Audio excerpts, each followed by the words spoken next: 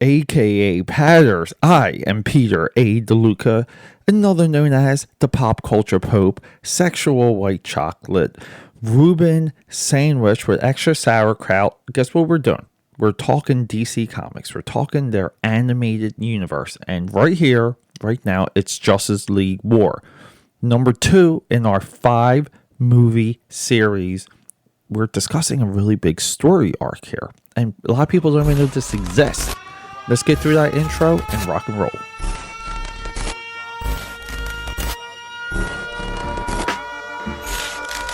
Everyone, before we get into this episode, let me tell you something. Trial by Fire, it's my comic book. I've been working on this since 1996, 1997, since I was a senior in high school.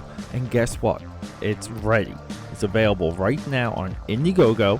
You can find it there. Just search AKAPAD, search Trial by Fire. Links in this description. Check it out. I'll appreciate it. Let's start talking about some movies. Yeah, so welcome back. As you know, I'm Peter A. DeLuca. This is my podcast, and we're at episode 303. Congratulations. Do I get a round of applause? Now, look, we just wrapped up the road to 300, where it was all car racing movies. That's been one of my absolute most favorite blocks. But when I was chipping away at that, I was kind of figuring out the next block, because we're approaching the 31 Days of Dread. And the 31 Days of Dread is going to be one horror movie a day for all of October. Now, a lot of this stuff can be monitored and looked at, or stalked in my Twitter at AKAPad and my Instagram, AKAPad69. So I'm embedded in car racing movies, and this whole composite, this blurry image becomes clear to me. And I'm thinking like, I'm kind of linking these movies together. And the way how, the reason why I'm bringing up the 31 Days of Dread a little bit far out is because for the last 2 years of that, I've been kind of connecting and putting together like a 90s horror movie universe. I'm talking with Wolf, Dracula, the Robert Englund, Phantom of the Opera. It's a pretty cool list of these horror updates that kind of, exist together but don't, but it's fun to put them together. So when I was doing the DC animated universe, I wasn't even aware that films were linked. I just thought they were releases. This goes to show you how out of it you can be sometimes. And I went back to the Flashpoint Paradox because I was very familiar with that through YouTube. And then I had this like revelation. I'm like, that's would be kind of cool if the Justice League War was like the New 52, which it actually is. So in the comics, Flashpoint happens and we get what's called the New 52. And the Justice League for the New 52 is really identified through collars. Jim Lee, who's one of the greatest living artists ever, the greatest comic book artist of his generation, arguably top 5 in all generations. And he puts collars on the characters involved with Justice League, and no one's impressed. But they ended up here in the animated movie. So we're echoing exactly what happens in the comics, just out of a branding and positioning standpoint. And that's why this is so unique, because it's almost exactly what the Marvel Cinematic Universe did with their movies. Is everything that went into the Marvel Cinematic Universe, it had a look, it had a flow. Visually, it was there, and you could identify it. Very intelligent. So here we go. We have a Darkseid. Now, Darkseid the Sky. Darkseid's an evil god that runs a planet called Apocalypse. Of course, it would be called Apocalypse. And he has these parademons. They do his bidding, and he just zips around the universe conquering.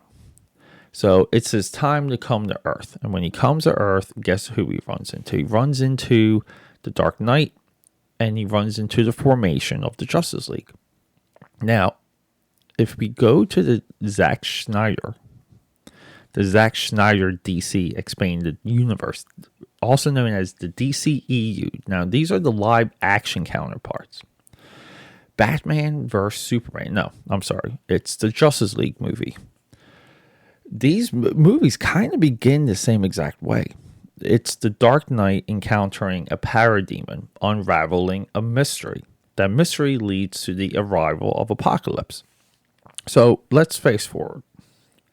We have some really nice spot on characterization and discovery of Green Lantern. Some nice little interactions of Green Lantern and Batman. Superman comes on board. Now, the Superman in this is the New 52 Superman. He's unconditioned. He's younger. He doesn't know his full power. He messes up a lot. This is a good way to humanize the Man of Steel and to take him out of the story. Now, we'll see in Justice League Dark Apocalypse War, that's our last one, that you have to do something with the Man of Steel. You have to take him out of the story. Otherwise, he'll win. He'll just beat up everyone and win. This is a clear story problem.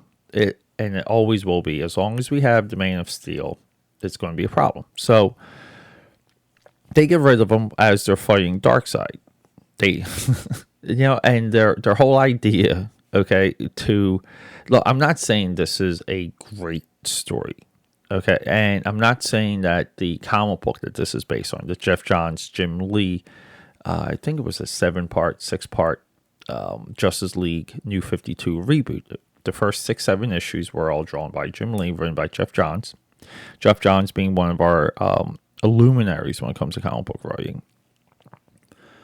But we kind of have a story that is just focused on the formation of the Justice League and the arrival of Darkseid. Now, for the cinematic universe, it's pretty effing, or the animated universe, it's pretty effing cool because the idea of this story is to introduce us to Darkseid and to the concepts of Darkseid, to give us some of the relationships that we've seen, in Paradox. We're seeing a different version of these relationships, so it's immediately interesting.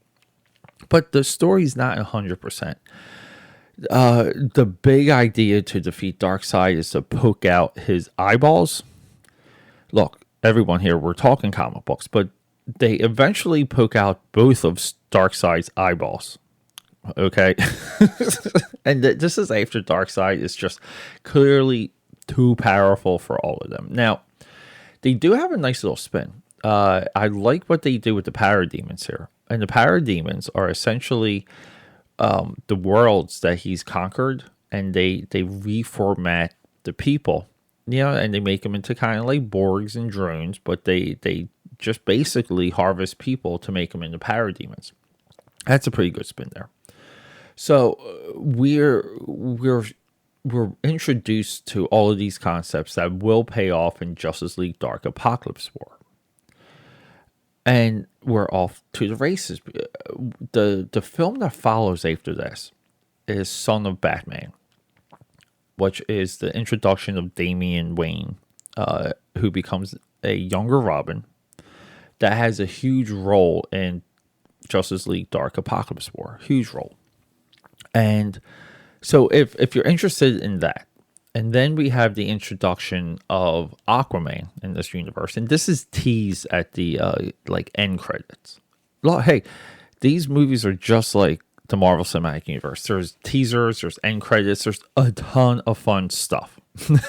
But we have Justice League Throne of Atlantis, and then we have Batman vs. Robin, and then we have the introduction of the Teen Titans in this universe, which is Justice League vs. Teen Titans. Now, the next one we're doing, episode 304, is going to be Justice League Dark. And we're now going to be taught all the rules of the magic that exists within the New 52 and this animated universe.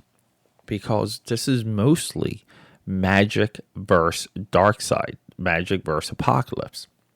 Because we've seen what superheroes can do apocalypse in this movie, and they're just not quite there. Even though they push Darkseid away, they push him back into Apocalypse, they avoid the destruction of Earth. It's only a matter of time before Darkseid comes back, and they're not going to be so lucky next time. I would say that idea and that feeling and that dread is 100% there with this. So well done. We're, again, dealing with some great character designs. We're dealing with some great banter, some great moments between the characters. The hook, the anchor that really holds this story down is just the MacGuffin of how they're defeating Darkseid. But either way, Darkseid's one of my boys. I've read a lot of Darkseid. Poking out his eyes, I will say, is new. I give him credit for that. You got something new going with Darkseid. Now, they don't explain what happens to Darkseid's eyeballs from what I've seen. But it doesn't matter because he is he's essentially a god. I'm pretty sure he can solve that problem. So there you go. Justice League War, an adaptation of the New 52 formation of the Justice League of America, is here. Part 2 of the DC animated universe. That we're going to be going with Justice League Dark, Constantine, City of Demons, and then it's Justice League Dark, Apocalypse War. And holy crap, I will say that our next three are masterpieces. They're wonderful. Justice League War is the one speed bump. It's the one hiccup, but it's essential because it doesn't introduce the concepts. And when we look at how we world build and how we link things together, this becomes very critical. You can't leave it out. Everyone, thank you for joining me, AKAPAD, Audio Audacities podcast. Help me out. And you can find me on just about every single social media network. Hunt me out. Let me know if I'm right or wrong. Leave a comment. Subscribe, support. Look for Trial by Fire on Indiegogo. That's my comic book. I should be pitching my comic book a little bit better. I haven't done it too well the last couple episodes. But let's do this. And everybody, I love you and rock and roll. Everyone, thanks for just hanging out to the very end, because look, I'm doing this a lot of this is therapy for me, but this episode is dedicated to my father, Tony DeLuca, Big T, the TD, and he recently passed away, and everything I'm doing for this stretch is dedicated to him, because so much of how he raised me is in these episodes. So if there's anything you'd like, as of like, hey, Pete sounds like a cool, fun guy, you have him to thank. And you also have him to thank for putting that seed in me that watching movies was just a cool thing to do. It was a cool thing to share with people. And this is pre-internet. It was just something you did to have a good time. And that's what this podcast is all about. So Big T, I love you and I miss you.